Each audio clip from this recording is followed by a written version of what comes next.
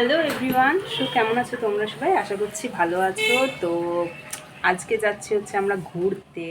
সেটা কোথায় সেটা তো বলবোই, নিশ্চয়ই বলবো। তো এখন বাজে দুপুর 2টো আর এবার বেরোবো। এখন সব প্যাকিং হয়ে গেছে, আমিও রেডি হয়ে গেছে, একটা কমফোর্টেবলি জামা পরে নিয়েছি তো যাতে কোনো অসুবিধা না হয়, কারণ কি অনেকক্ষণের জার্নি, প্রায় 15-16 ঘন্টার জার্নি, তো সেই জন্যই। আর তো দেখা যাক, পুরো ব্লগটা দেখতে থাকো।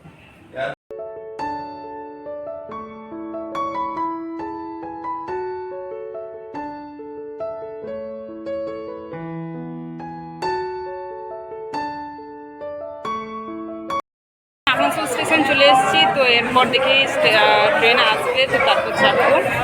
আমরা যাচ্ছি হচ্ছে টোটাল 17 জন।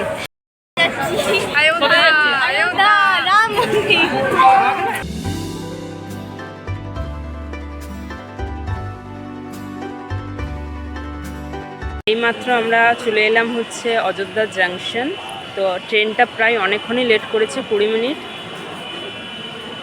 মিনিটের মতো প্রায় ট্রেনটা লেট করেছে, নাহলে মোটামুটি ঠিক টাইমেই পৌঁছে গেছে, খুব একটা লেট করেনি। আর জাংশনটা কিন্তু খুব সুন্দর। আমরা এসেছিলাম কিন্তু জম্মু তাই এক্সপ্রেস করে, যেটা আসানসোলে ছিল হচ্ছে দুপুরবেলাতে, মানে 3টে 15 করে ছিল আসানসোলে, আর অযোধ্যাতে ছিল হচ্ছে সকালবেলায় 6:20 না 25 এমনি করে ছিল। তো আমরা ওটাতেই এসেছিলাম। আর কিন্তু এটা খুব সুন্দর, প্রচণ্ড সুন্দর দেখতে। এখানে আমরা সবাই চলে এসেছি। এই যে এটা আমার একটা বোন, হাই করে দিই। এখানে কত বান্দর আছে দেখো, মানে এসে একদম বান্দরের দর্শন হয়ে গেছে। প্রচুর প্রচুর বান্দর আছে কিন্তু এখানে। এটা থেকে তো লাইন দিয়ে দিয়ে আসছে বান্দরগুলো সব। কত বাচ্চা বাচ্চা বান্দর আছে, বাপরে।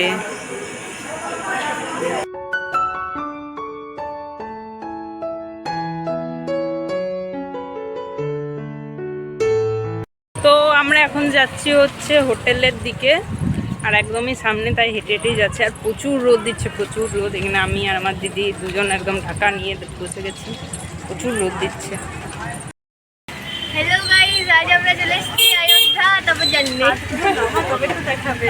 এখন আমরা চললাম কোথায়?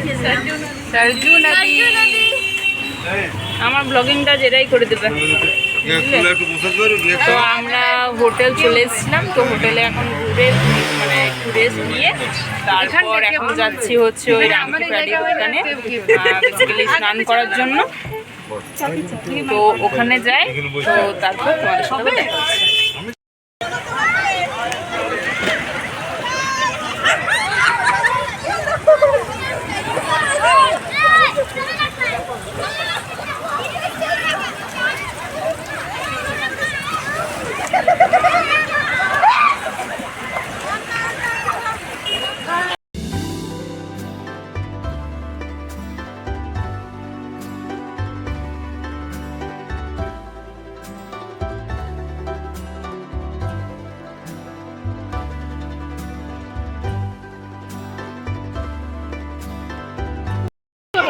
জয় শ্রীরাম, জয় শ্রীরাম, জয় শ্রীরাম, জয় শ্রীরাম।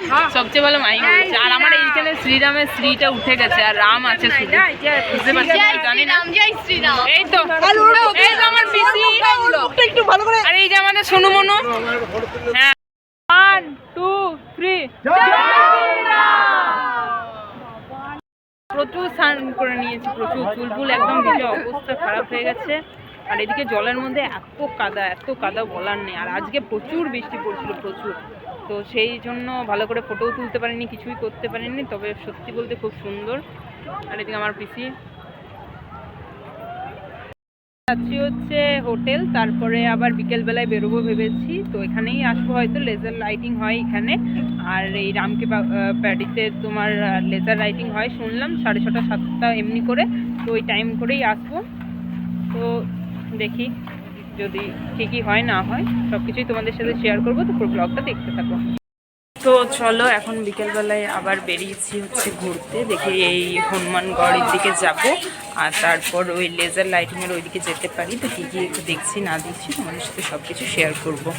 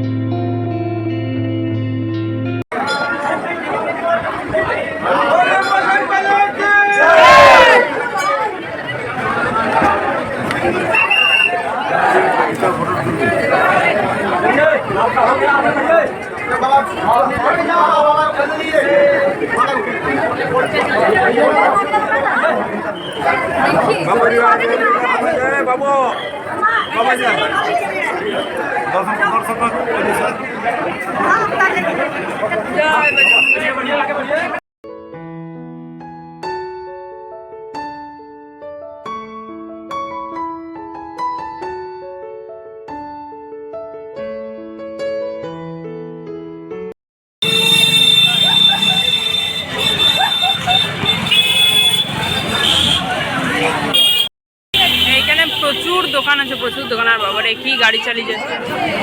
এখানে অনেকগুলো দোকান আছে পরপর, সেখানেই কিছু কেনা হবে। দেখি, ভাবা তো হচ্ছে আপাতত। এই যে এটা হচ্ছে দশরথ মহল। তো দেখি এবার ঢুকি এখানে ভিতরে, তারপরে দেখাচ্ছি।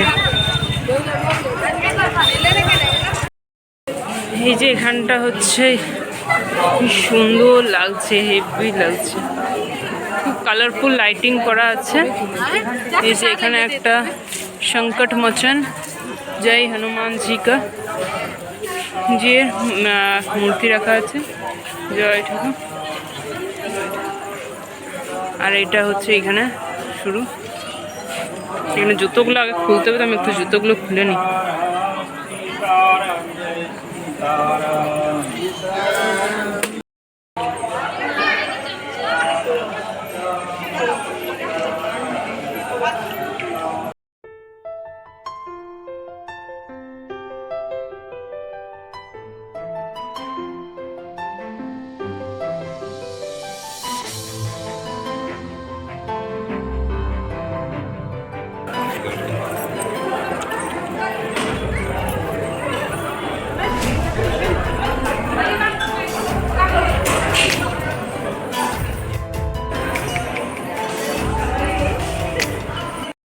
তো এই তো চলে এসেছি তোমার হচ্ছে কনক ভবনে। এখানে প্রায় অনেক ভাষাতেই লেখা আছে। এই যে এটা হচ্ছে কনক ভবন।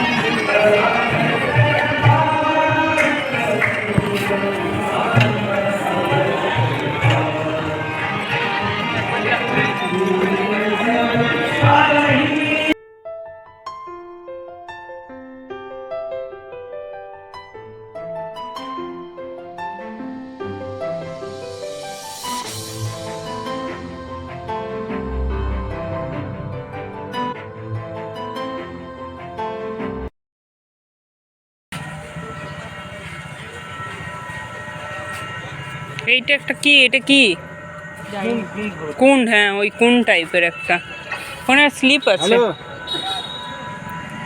খুব সুন্দর লাগছে এটা দেখতে। বাস, আজকের মতো মোটামুটি ঘোরা শেষ।